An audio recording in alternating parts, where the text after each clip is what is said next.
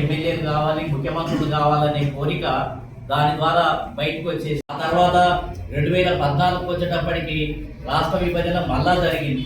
రాష్ట్ర విభజన జరిగేటప్పటికి మళ్ళీ ఆంధ్రప్రదేశ్కు కొత్తనే, మళ్ళీ కొత్త సంసారమే, కొత్త బడ్జెటే, కొత్త రాజధాని, కొత్త కట్టడాలే, మళ్ళీ కొత్త సంసారంగా మారినటువంటి పరిస్థితి ఉంది. ఈ 2014 వచ్చేటప్పటికి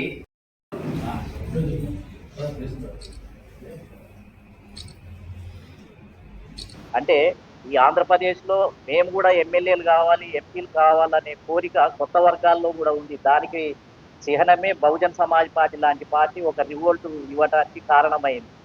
మళ్ళీ 1908కి వచ్చేటప్పటికి కాపుల నాయకత్వంలో, చిరంజీవి గారి నాయకత్వంలో ప్రజారాజ్యం పార్టీ కూడా ఇక్కడ ఆవిర్భావం జరిగింది. అది కూడా కాపుల యొక్క కోరికను, మేము కూడా ఈ రాష్ట్రంలో అసంఖ్యాకంగా ఉన్నాము, మేము కూడా ఈ రాష్ట్రానికి ఎమ్మెల్యేలు కావాలి, ముఖ్యమంత్రులు కావాలనే కోరిక దాని ద్వారా బయటకు వచ్చేసింది. కానీ అది కూడా విఫలమైంది. అది కూడా ఆ పార్టీ అనుకున్నంత ఫలితాలు సాధించలేకపోయింది. ఆ తర్వాత 2014 వచ్చేటప్పటికి రాష్ట్ర విభజన మళ్ళా జరిగింది. రాష్ట్ర విభజన జరిగేటప్పటికి మళ్ళీ ఆంధ్రప్రదేశ్కు కొత్తనే, మళ్ళీ కొత్త సంసారమే, కొత్త బడ్జెటే, కొత్త రాజధాని, కొత్త కట్టడాలే, మళ్ళీ కొత్త సంసారంగా మారినటువంటి పరిస్థితి ఉంది. ఈ 2014 వచ్చేటప్పటికి మళ్ళీ ఇక్కడ వైఎస్ఆర్సీపీ అనే ఒక కొత్త రాజకీయ పార్టీ, ప్రాంతీయ పార్టీ, కుటుంబ పార్టీ ఒకటి ఇక్కడ ఆవిర్భావం జరిగి ఇక్కడ అధికారంలోకి వచ్చింది. మళ్ళీ తెలంగాణలో బీఆర్ఎస్ ఎలమ వర్గాల యొక్క నాయకత్వంలో, కేసీఆర్ యొక్క నాయకత్వంలో 2 రాష్ట్రాల విభజన జరిగింది. 2 కుటుంబ పార్టీలు, అక్కడ బీఆర్ఎస్ గెలిచింది, ఇక్కడ వైఎస్ఆర్సీపీ గెలిచింది. 2 ప్రాంతీయ పార్టీలు అధికారంలోకి వచ్చినాయి.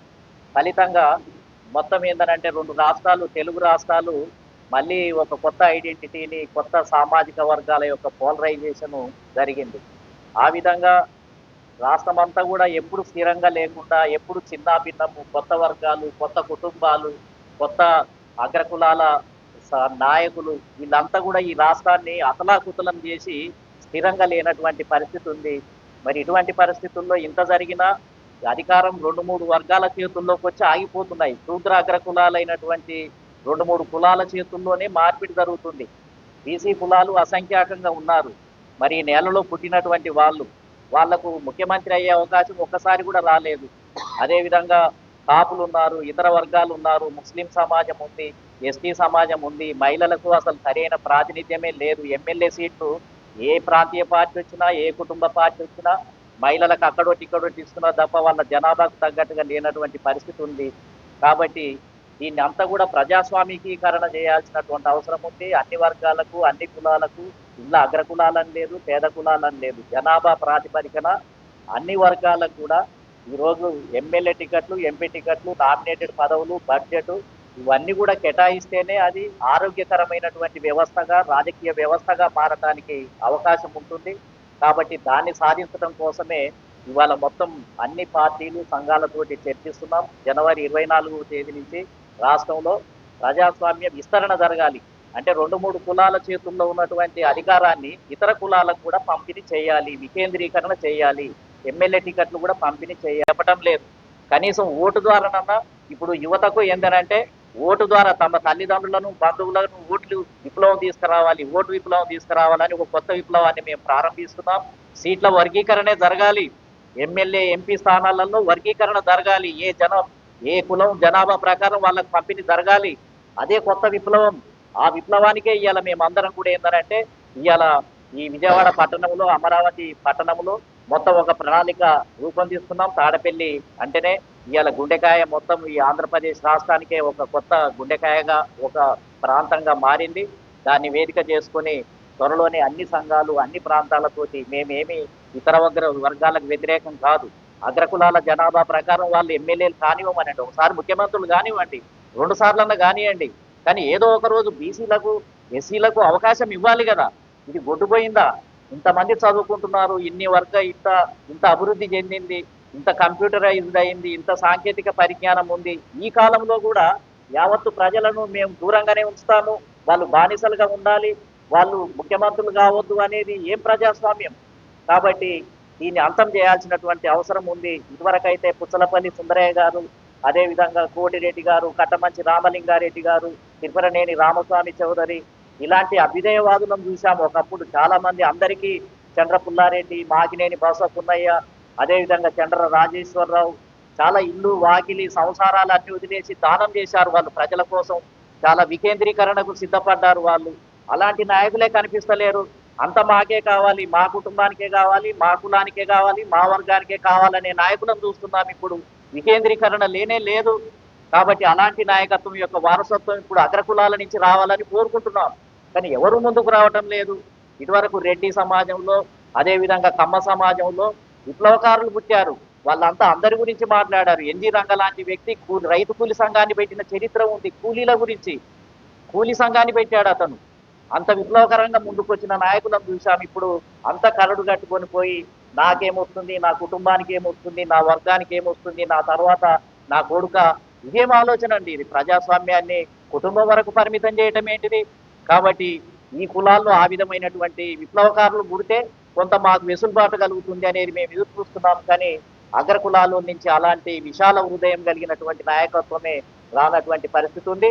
కాబట్టి ఇప్పుడు మేము ఖచ్చితంగా ఈ రాష్ట్రంలో ఒక ప్రజాస్వామిక వాతావరణాన్ని సృష్టించడానికి ఈ ఉద్యమాన్ని తీసుకొని వస్తున్నాము అని చెప్పి తెలియజేస్తున్నాము. చాలా మంది మరి బీసీ రమణ గారు, ఈయన బీసీ చైతన్య వేదిక జాతీయ అధ్యక్షులు, అదేవిధంగా మురళీకృష్ణ గారు, మరి జై స్వరాజ్ పార్టీ ఆంధ్రప్రదేశ్ రాష్ట్ర అధ్యక్షులు, ఇక జయాంధ్ర జైబాబు అని అంటే మాకు ఆంధ్ర రాష్ట్రమే కావాలి, మేము తెలంగాణతోటి కలిసి ఉండం, మేమే అభివృద్ధి చేసుకుంటాము అని ఉద్యమానికి నాయకత్వం వహించినటువంటి జయబాబు గారు, అదేవిధంగా దేవి గారు మరి రైతు మహాజన ఫ్రంట్ జాతీయ మహిళా అధ్యక్షురాలు, అదేవిధంగా మరి ఈరోజు విజయ్ కుమార్ గౌడ్ ఈరోజు కొత్తగా మరి నియామకం చేసినటువంటి రాష్ట్ర అధ్యక్షులు వీరంకి అయ్యన్న బాబు, అదేవిధంగా లుక్కా శ్రీనివాస్ గారు, అదేవిధంగా పూర్ణచంద్రరావు గారు. బీసీ సమత నశించాలి.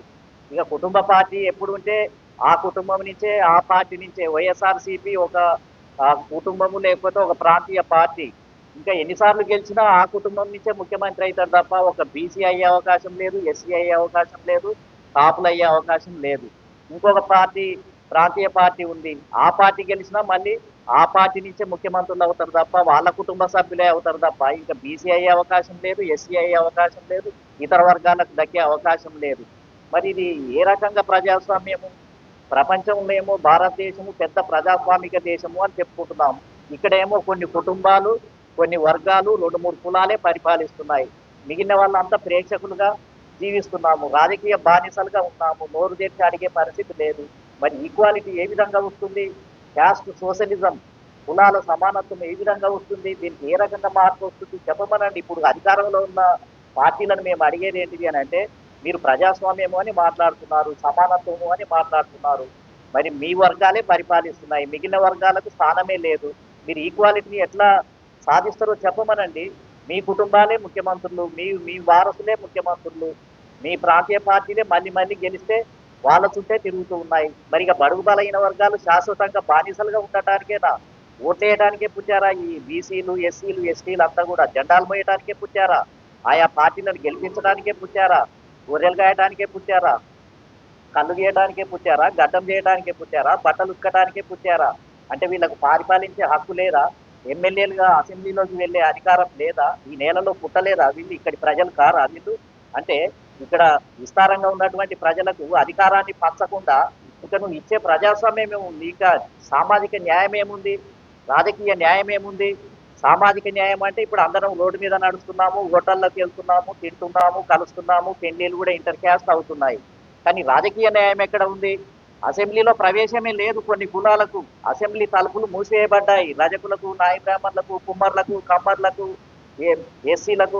అది ఎస్సీలకు అయితేనేమో రిజర్వేషన్లు ఉన్నాయి కాబట్టి ఇస్తున్నారు. కానీ మిగతా ఎస్టీ సమాజం, ముస్లిం సమాజానికి వాళ్ళ జనాభా ప్రకారం ఎక్కడ లభిస్తున్నాయి? అసెంబ్లీ ఓపెన్ కాలేదు, లోక్సభ ఓపెన్ కాలేదు, పార్లమెంట్ ఓపెన్ కాలేదు, అసలు గవర్నమెంట్ ఆఫీసులలో ఓపెనే లేదు. ఈ కొన్ని కులాలు బయటనే ఉంటున్నాయి, బయట నుంచి చూస్తున్నారు. ఇది మన అసెంబ్లీయా, ఇది మన సెక్రటేరియట్ అని రోడ్డు మీద నిలబడి ఆనందపడి మళ్ళీ వెళ్ళిపోతున్నారు. వాళ్ళకి ప్రవేశం లేదు. 79 సంవత్సరాలు దాటిపోయింది.